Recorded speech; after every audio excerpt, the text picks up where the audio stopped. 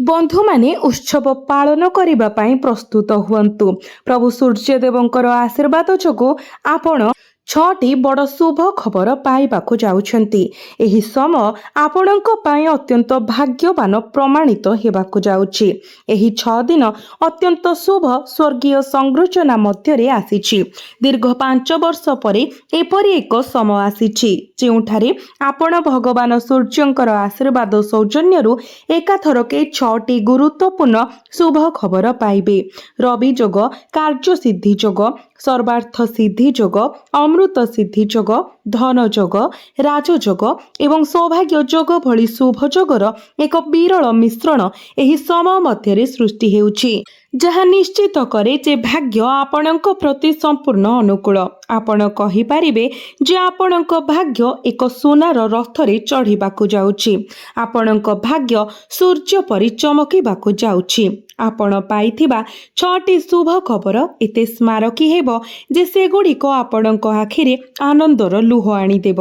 विगत समय मध्यरे आपण करिथिबा कठिन परिश्रम एवं निरंतर प्रयासर फल पाइबार समय आसीछि। आपणक प्रयास सहित समान सफलता एबे आपणक पाखरे। तेणु 6टी शुभ खबर कौन ताहा जानिबा पई संपूर्ण भिडियोटी को देखंतु।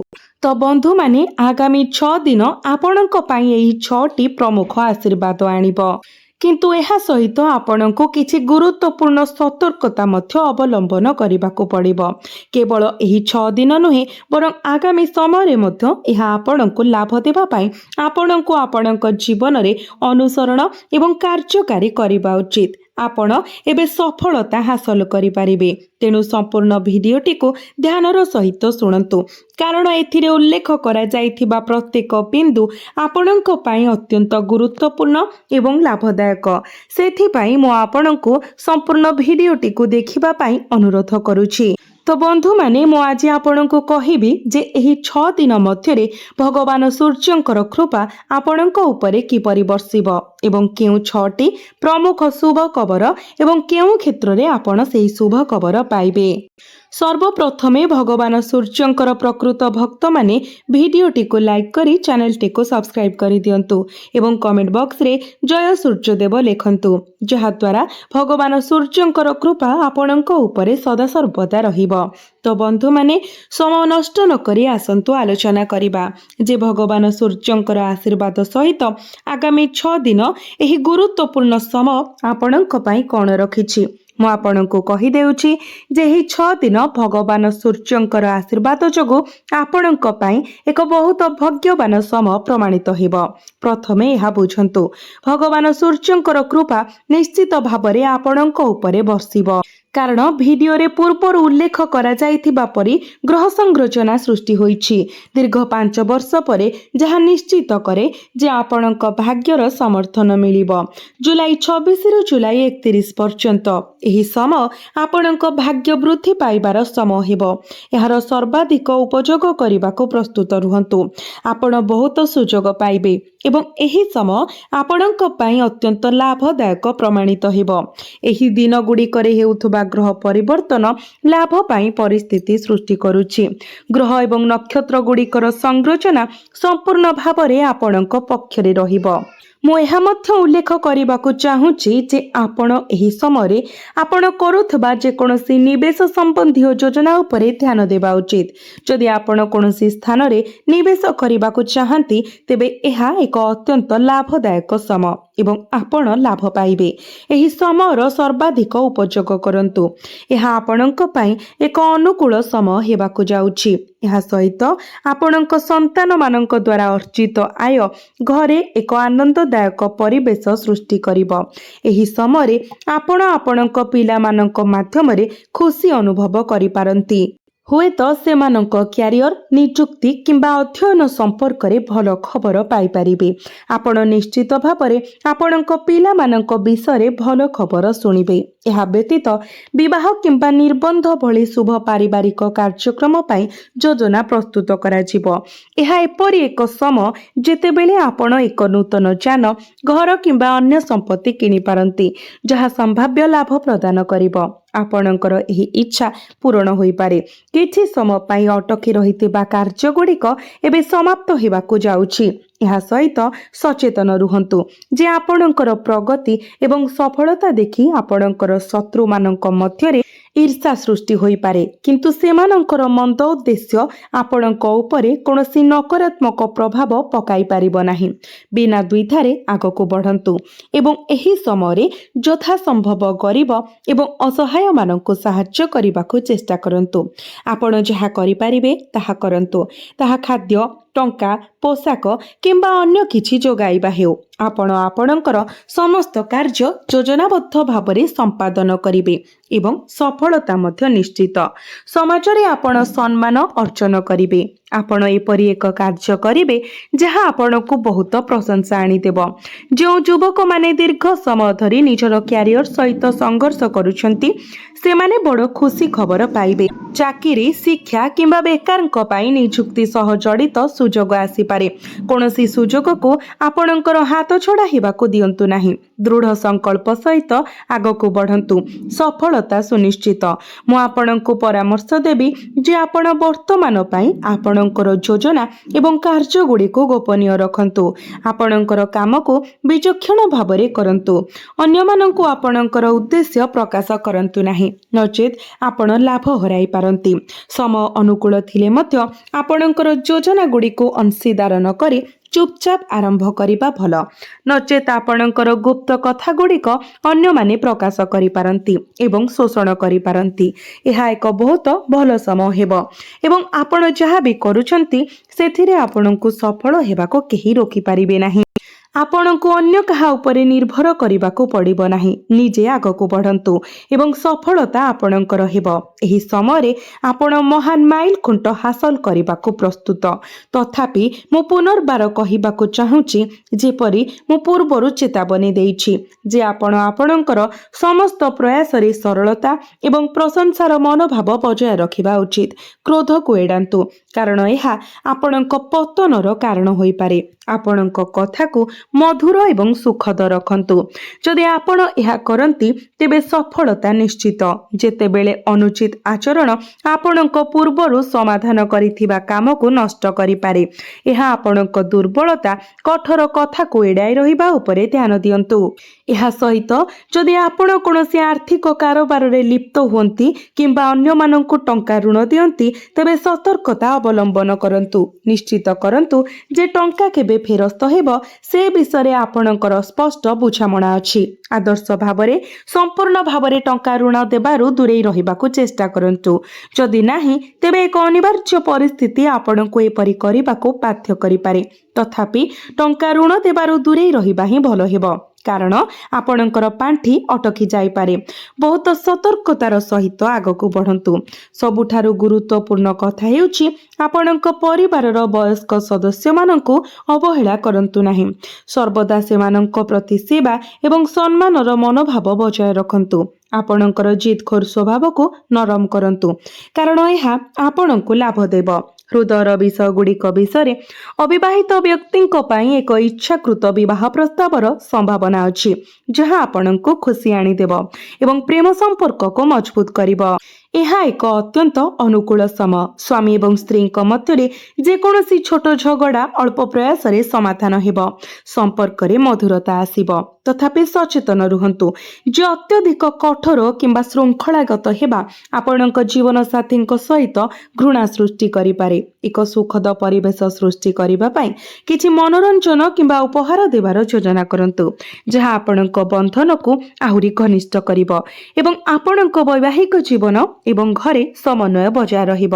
ଆପଣଙ୍କ କ୍ୟାରିୟର ଏବଂ ବ୍ୟବସାୟ ଆଡ଼କୁ ମୁହାଁଇ ଚାକିରି କରୁଥିବା ବ୍ୟକ୍ତିମାନଙ୍କୁ ଆପଣଙ୍କ କ୍ଷତି କରିବାକୁ ଚେଷ୍ଟା କରୁଥିବା କିମ୍ବା ଆପଣଙ୍କ ଗୁପ୍ତ କଥା ପ୍ରକାଶ କରିବାକୁ ଚେଷ୍ଟା କରିପାରନ୍ତି, ଯାହା ଆପଣଙ୍କୁ ଲଜ୍ଜିତ କିମ୍ବା ଅପମାନିତ କରିପାରେ। ସତର୍କ ରୁହନ୍ତୁ ଏବଂ ଆପଣଙ୍କ କାମ ଉପରେ ନିଷ୍ଠାର ସହିତ ଧ୍ୟାନ ଦିଅନ୍ତୁ। ଅନ୍ୟମାନଙ୍କ ଦ୍ୱାରା ନିଜକୁ ପ୍ରଭାବିତ ହେବାକୁ ଦିଅନ୍ତୁ ନାହିଁ।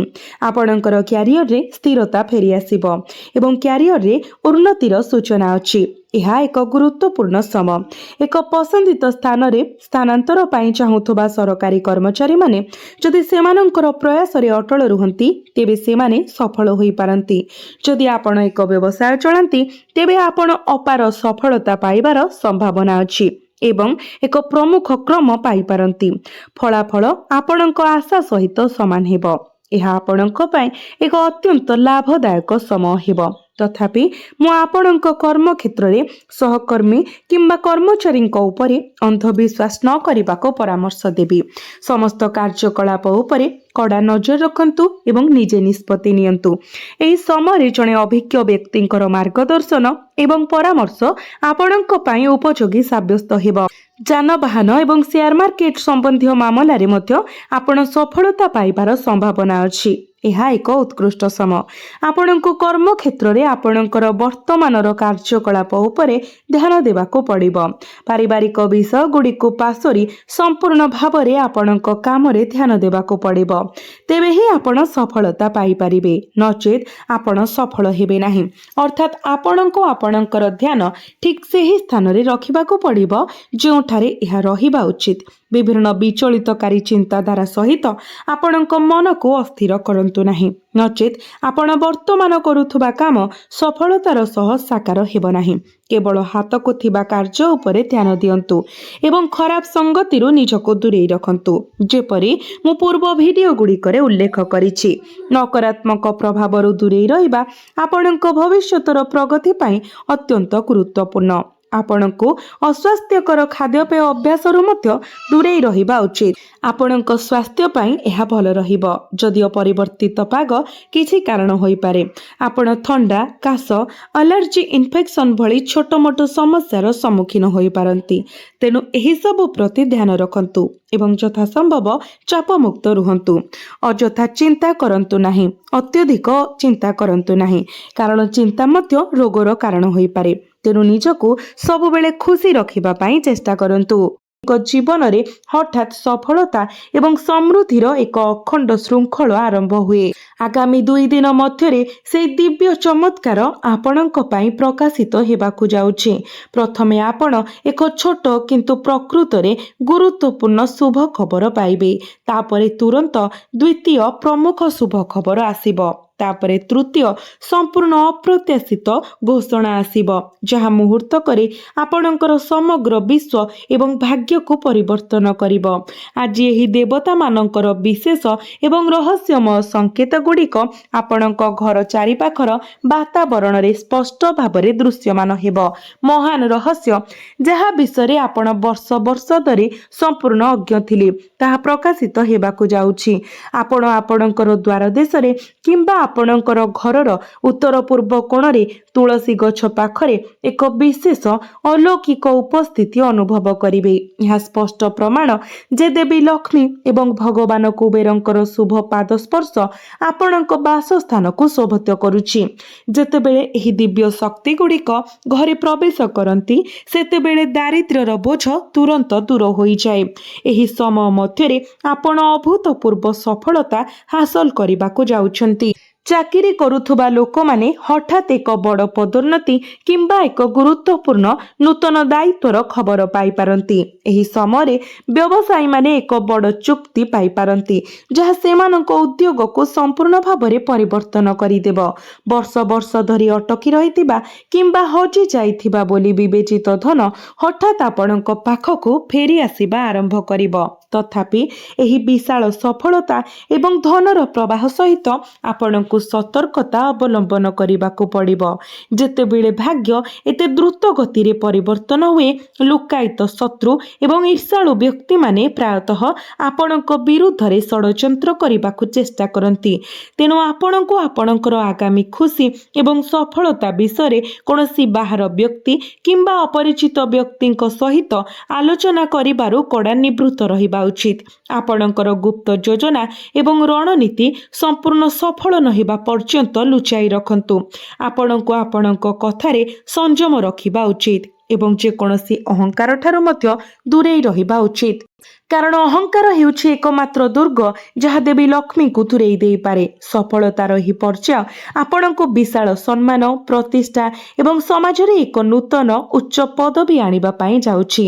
ଯେଉଁ ଶତ୍ରୁମାନେ ପୂର୍ବରୁ ଆପଣଙ୍କୁ ନୀଚ କରିବାକୁ ଚେଷ୍ଟା କରିଥିଲେ, ଆପଣଙ୍କ ପଥରେ ବାଧା ସୃଷ୍ଟି କରିଥିଲେ ଏବଂ ଆପଣଙ୍କ ପତନ ଅପେକ୍ଷା କରିଥିଲେ, ସେମାନେ ଆପଣଙ୍କର ଏହି ଅପ୍ରତ୍ୟାଶିତ ସଫଳତା ଦେଖି ଆଶ୍ଚର୍ଯ୍ୟ ହୋଇଯିବେ। ସେମାନେ ସେମାନଙ୍କର ପରାଜୟକୁ ସ୍ୱୀକାର କରିବାକୁ ବାଧ୍ୟ ହେବେ ଏବଂ ଜଣେ ଜଣେ କରି ଆପଣଙ୍କ ସମ୍ମୁଖରେ ନତ ହେବେ। ଏହି ଦିବ୍ୟ ନ୍ୟାୟକୁ ଦେଖି ଆପଣଙ୍କର ଶତ୍ରୁମାନେ ମୂର୍ଚ୍ଛିତ ହୋଇଯିବେ ଏବଂ ଆପଣଙ୍କ ପ୍ରଗତି ପାଇଁ ପଥ ସମ୍ପୂର୍ଣ୍ଣ ଭାବରେ ପ୍ରତିବନ୍ଧକ ମୁକ୍ତ ହୋଇଯିବ। ଏହି ଅତ୍ୟନ୍ତ ଶୁଭ ସମୟରେ ଈଶ୍ୱରଙ୍କର କୃପା ଦ୍ୱାରା ଆପଣ ଏବଂ ଆପଣଙ୍କର ପରିବାରକୁ ପୀଡ଼ିତ କରୁଥିବା ସମସ୍ତ ଦୀର୍ଘକାଳୀନ ରୋଗ, ଶାରୀରିକ କଷ୍ଟ ଏବଂ ମାନସିକ ଚାପ ସମ୍ପୂର୍ଣ୍ଣ ଭାବରେ ଉଭାନ ହୋଇଯିବ। ଆପଣ ଉତ୍ତମ ସ୍ୱାସ୍ଥ୍ୟ ପାଇବେ, ଯାହା ଆପଣଙ୍କୁ ଏହି ପ୍ରଚୁର ଧନ ଏବଂ ଖୁସିକୁ ଉପଭୋଗ କରିବାକୁ ସକ୍ଷମ କରିବ। ଆପଣଙ୍କ ଜୀବନର ପ୍ରତ୍ୟେକ ପ୍ରତିବନ୍ଧକ ମହମ ପରି ତରଳିବାକୁ ଯାଉଛି। ଆପଣଙ୍କୁ କେବଳ ଗଭୀର ବିଶ୍ୱାସ ଏବଂ ସକାରାତ୍ମକତାର ସହିତ ଏହି ଆଗାମୀ ସମୟକୁ ସ୍ୱାଗତ କରିବାକୁ ପଡ଼ିବ। ପ୍ରଗତି ଏବଂ ସଫଳତା ବର୍ତ୍ତମାନ ଆପଣଙ୍କୁ ଆଲିଙ୍ଗନ କରିବାକୁ ଅପେକ୍ଷା କରିଛି ଏବଂ ଆପଣଙ୍କୁ ଈଶ୍ୱରଙ୍କ ଦ୍ୱାରା ପ୍ରଦତ୍ତ ଏହି ସର୍ବୋଚ୍ଚ ସୁଯୋଗର ସର୍ବୋତ୍ତମ ଉପଯୋଗ କରିବାକୁ ପଡ଼ିବ। ଆପଣଙ୍କ ବିଶ୍ୱାସ ଏବଂ ଭଲ କାର୍ଯ୍ୟ ଆପଣଙ୍କର ସର୍ବଶ୍ରେଷ୍ଠ ଢାଲ ଭାବରେ କାର୍ଯ୍ୟ କରିବ, ଆପଣଙ୍କୁ ସୁରକ୍ଷା ଦେବ ଏବଂ ଆପଣଙ୍କର ସମୃଦ୍ଧିର ଶୀର୍ଷକୁ ନେଇଯିବ। ପ୍ରକୃତରେ ଏହି ସୁବର୍ଣ୍ଣ ସମୟ ମଧ୍ୟରେ ଆପଣଙ୍କ ହୃଦୟରେ କାହା ପ୍ରତି କୌଣସି ପ୍ରକାରର ଖରାପ ଇଚ୍ଛା କିମ୍ବା ଦ୍ୱେଷ ନ ରଖିବା ପାଇଁ ଆପଣଙ୍କୁ ବିଶେଷ ଧ୍ୟାନ ଦେବାକୁ ପଡ଼ିବ। କାରଣ ଭଗବାନ କୁବେର ଏବଂ ଦେବୀ ଲକ୍ଷ୍ମୀଙ୍କର ଅସୀମ କୃପା ଆପଣଙ୍କ ଘର ଉପରେ ବର୍ଷା ହେଉଛି। ତେଣୁ ଆପଣମାନେ ଆପଣଙ୍କ ଘରର ବୟସ୍କ ଏବଂ ମହିଳାମାନଙ୍କୁ ସମ୍ମାନ ଦେଖାନ୍ତୁ।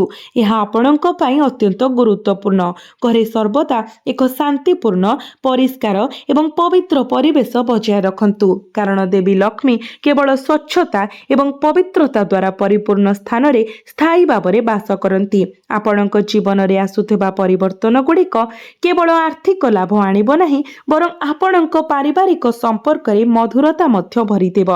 ଦୀର୍ଘ ସମୟ ଧରି ଆପଣଙ୍କ ଠାରୁ ଦୂରେଇ ରହିଥିବା ଭାଇ ଭଉଣୀ କିମ୍ବା ସମ୍ପର୍କୀୟମାନେ ଏବେ ସମ୍ମାନର ଏବଂ ଭଲ ପାଇବାର ହାତ ବଢ଼ାଇବେ।